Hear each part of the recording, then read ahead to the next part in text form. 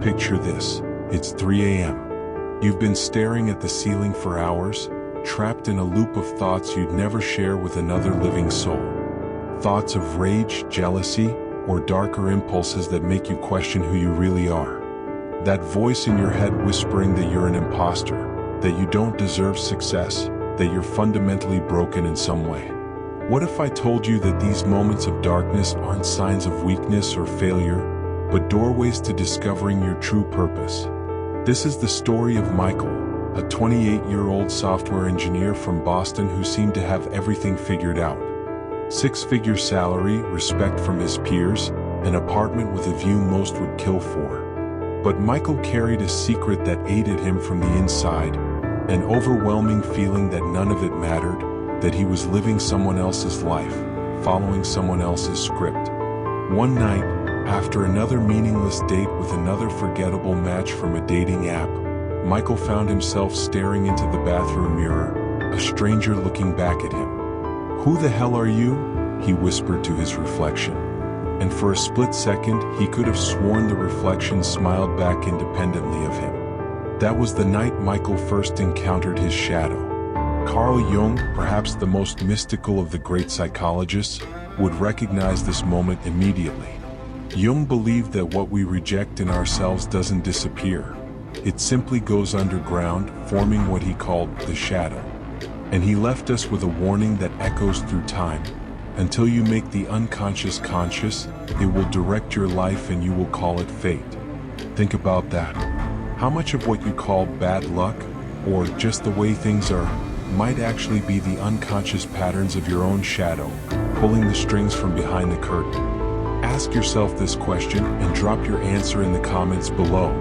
What repeated pattern in your life seems beyond your control? Your shadow might be hiding there in plain sight. No one is born with a shadow. We create it piece by painful piece, starting from childhood. Remember when you were a kid? That pure, unfiltered version of yourself that expressed emotions freely, that followed curiosity without hesitation, that hadn't yet learned to hide parts of yourself to fit in. Then the world started teaching you the rules. Boys don't cry. That's not what successful people do. No one will respect you if you show weakness. Man up. For Michael, it was his father's voice. Focus on what pays the bills. Art is for people who don't mind being poor.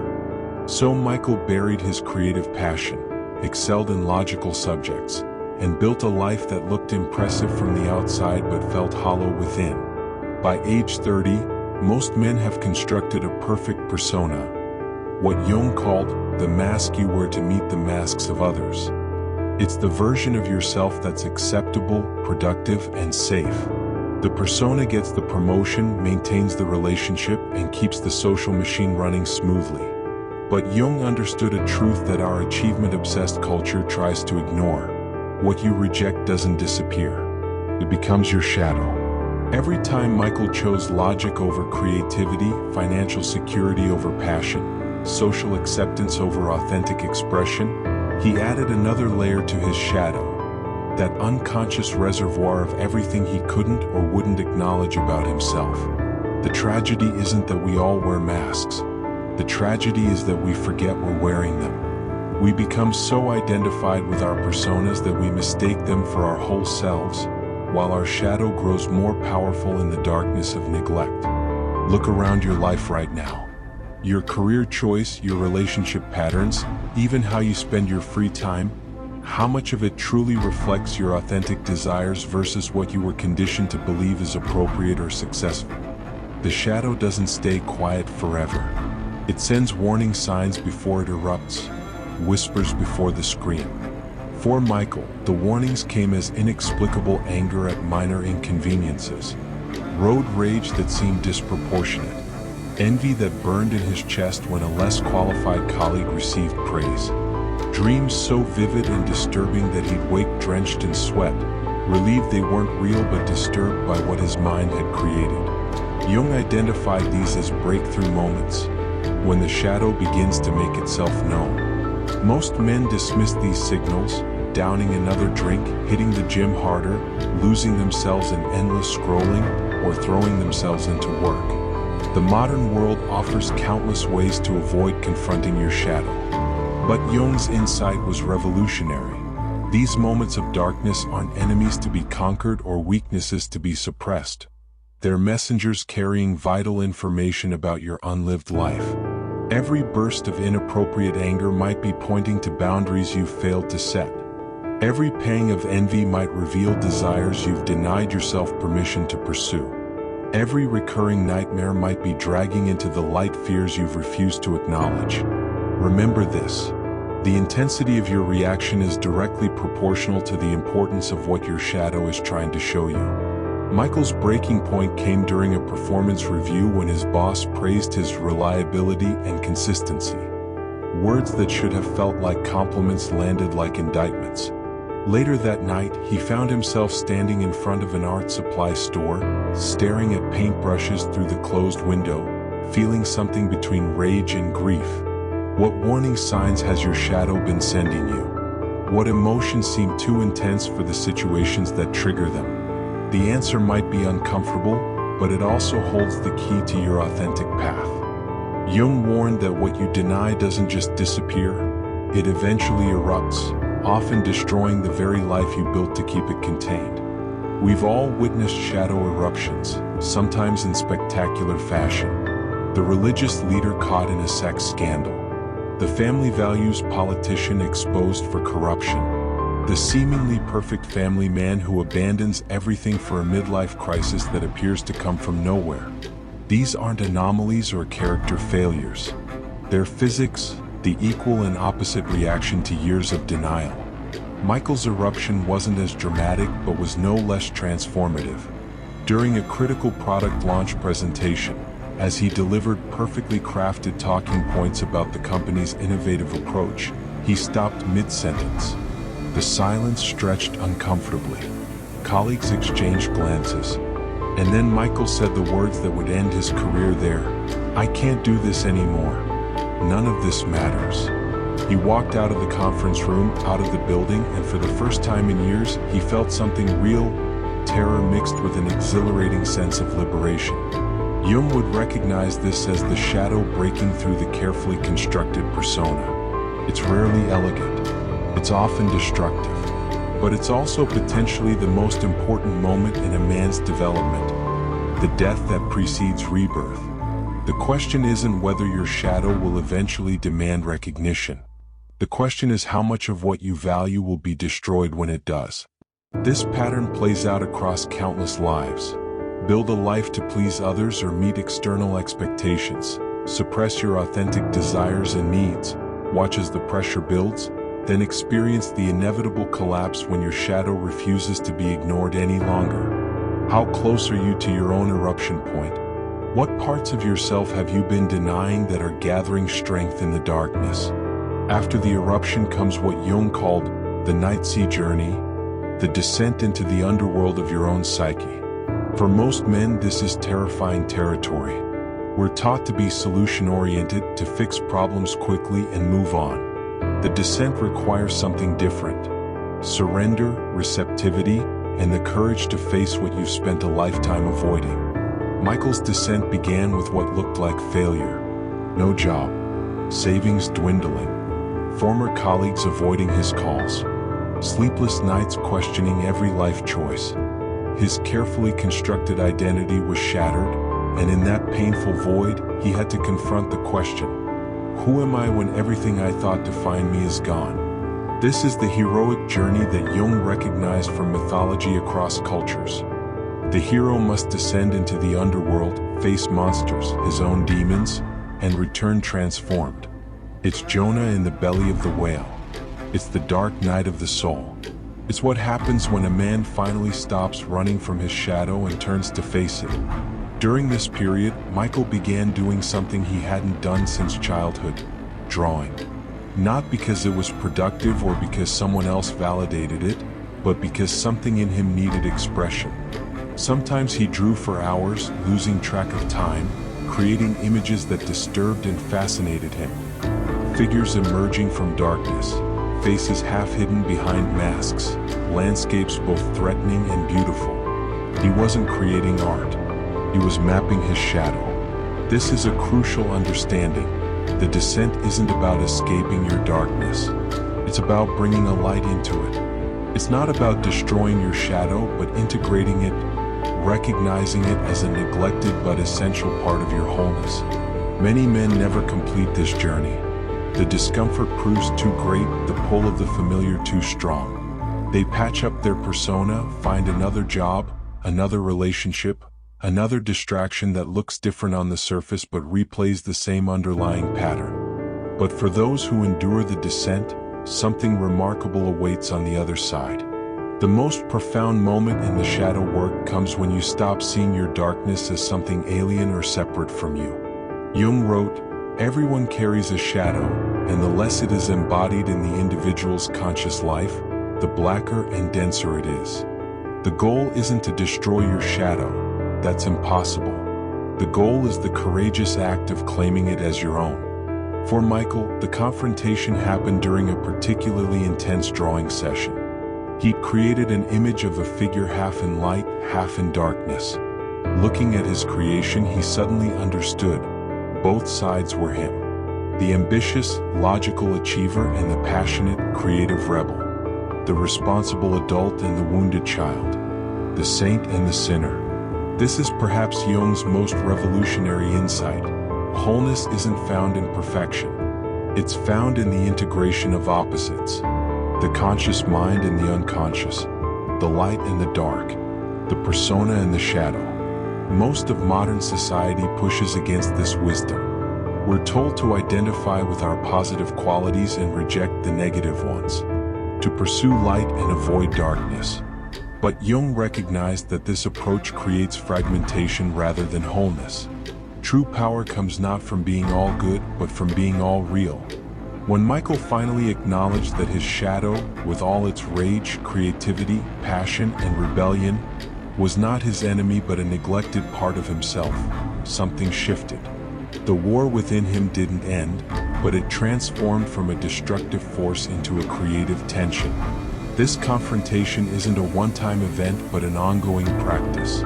Each time you catch yourself in judgment, each time you notice an outsized emotional reaction, each time you feel compelled towards self-sabotage, these are opportunities to ask, what part of myself am I meeting here? What is asking to be acknowledged? The men you admire most have usually done this work. They carry a quiet power not because they're perfect, but because they're integrated. They don't waste energy fighting themselves. They've made peace with their contradictions and harnessed the energy that once fueled their internal conflicts. Here we arrive at the heart of Jung's insight. Your shadow doesn't just hold your repressed negative qualities. It also contains your unlived potential, your authentic purpose, and your deepest gifts. This is the great paradox.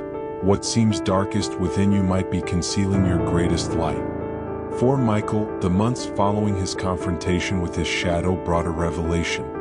His artistic expression, long suppressed as impractical, wasn't just a hobby or escape. It was a fundamental aspect of how he processed the world. When he integrated this understanding into his life, a new path emerged that he couldn't have planned or predicted. He began combining his technical expertise with his artistic sensibility, creating visualization tools that helped complex systems become understandable through visual storytelling. What had seemed like incompatible parts of himself, the logical engineer and the intuitive artist, were actually complementary aspects of his unique gift to the world. Jung observed this pattern repeatedly in his clinical work. What we most passionately reject often contains the seed of our purpose. The qualities that don't fit our self-image or social expectations are frequently the very qualities needed for our authentic work in the world. Consider this. Your purpose isn't something you invent or choose from a catalog of acceptable careers. It's something you uncover by embracing the fullness of who you are, including, especially, the parts you've been taught to hide or suppress. This is why shadow work isn't just psychological housekeeping. It's the foundation of authentic living. When you reclaim the energy that's been locked in internal conflict, when you integrate the fragments of yourself into a coherent whole, you naturally move toward your unique expression in the world. For some men, this might mean leaving a conventional path for something uncharted. For others, it might mean bringing a new quality of presence and authenticity to their existing work and relationships. The external changes might be dramatic or subtle, but the internal shift is always transformative. What qualities have you rejected in yourself that might actually be connected to your purpose? What passions or interests have you dismissed as impractical that keep reasserting themselves in your consciousness? Integration doesn't happen in a single moment of insight. It's a practice, a process, a continuous dance between consciousness and the unconscious. Jung outlines several pathways for this integration work. First, there's the practice of active imagination, creating a dialogue with aspects of your unconscious through journaling, art, or meditation. Michael's drawing practice evolved into this kind of dialogue, allowing him to communicate with parts of himself that couldn't be reached through logical analysis alone. Second, there's the analysis of dreams, which Jung called the royal road to the unconscious. Michael began keeping a dream journal, noticing patterns and symbols that revealed aspects of his psyche still seeking integration. Third, there's the practice of paying attention to projections, recognizing that what triggers intense emotional reactions in others often reflects disowned aspects of ourselves. Michael realized that his harsh judgment of people who pursued creative careers without financial stability was actually a projection of his own suppressed desire for creative freedom. Fourth, there's the wisdom of the body, noticing physical sensations that arise in different situations as messengers from the unconscious. Michael began recognizing how certain environments and interactions created either expansion or contraction in his body, providing guidance that preceded intellectual understanding. The integration process isn't about reaching a final state of perfect balance. It's about establishing an ongoing relationship between the conscious and unconscious aspects of yourself. It's about developing what Jung called the tension of opposites, holding contradictory aspects of yourself in awareness without needing to resolve them prematurely. This work requires patience. The shadow wasn't formed overnight, and it won't be integrated overnight either. There will be resistance, backsliding, and moments when the old patterns reassert themselves with surprising force. But each time you choose awareness over avoidance, each time you turn toward your discomfort rather than away from it, you strengthen the bridge between your conscious identity and the neglected aspects of your psyche.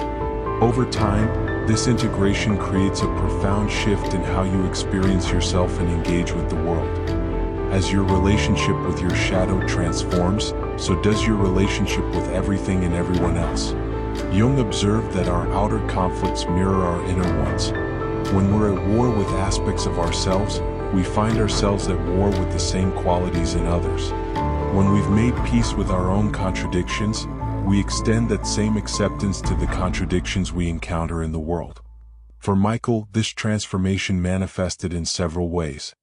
His previously judgmental attitude toward colleagues who prioritized creative fulfillment over financial advancement softened into genuine curiosity and respect. His dating life transformed as he stopped seeking partners who would validate his persona and became attracted to women who could meet his authentic self. His relationship with his father, long characterized by a mix of respect and resentment, evolved into something more nuanced as he recognized that his father's emphasis on security came from love, even if it had suppressed aspects of Michael's nature. Even his relationship with time changed. No longer constantly driven by achievement and external validation, he found himself more present, more capable of being rather than just doing. This is another paradox of shadow work. By turning inward, you actually become more authentically connected to the outer world. By acknowledging the complexity within yourself, you develop a greater capacity to engage with the complexity of others. Jung called this individuation, the process of becoming an undivided self. Not perfect, not flawless, but integrated.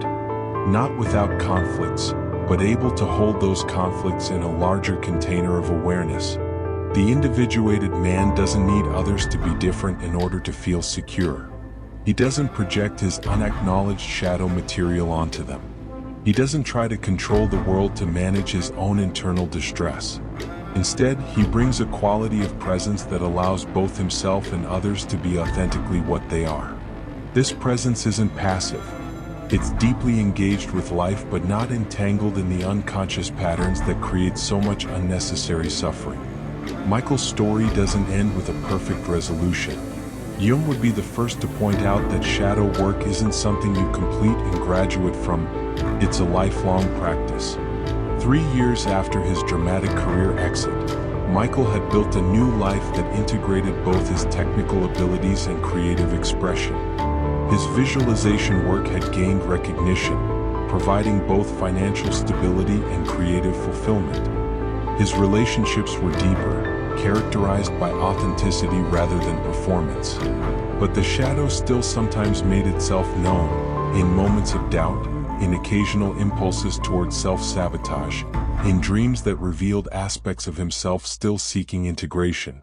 The difference was that now Michael recognized these experiences not as failures or backsliding, but as invitations to deeper awareness. Each encounter with his shadow became an opportunity for greater wholeness rather than a threat to his identity. This is Jung's enduring gift to us. The understanding that the path to purpose isn't about transcending our humanity with all its messiness and contradiction. It's about embracing that humanity fully, bringing consciousness to what has remained unconscious, and discovering that our wounds and our gifts often spring from the same source. Your shadow contains not just what you fear most about yourself, but what you need most to fulfill your authentic purpose. The qualities you've rejected, the desires you've suppressed, the aspects of yourself that don't fit neatly into social expectations. These aren't obstacles to your purpose. Properly integrated, they are your purpose. So I leave you with a question. What if the path to your most meaningful life runs directly through the center of what you've been most afraid to face in yourself? If this video resonated with you, leave a comment with one aspect of your shadow that you're ready to begin integrating. Your willingness to name it might be the first step toward transformation. Remember Jung's promise: in all chaos there is a cosmos, in all disorder a secret order. Your shadow, fully faced and integrated, isn't your enemy. It's the key to the unique contribution only you can make to the world.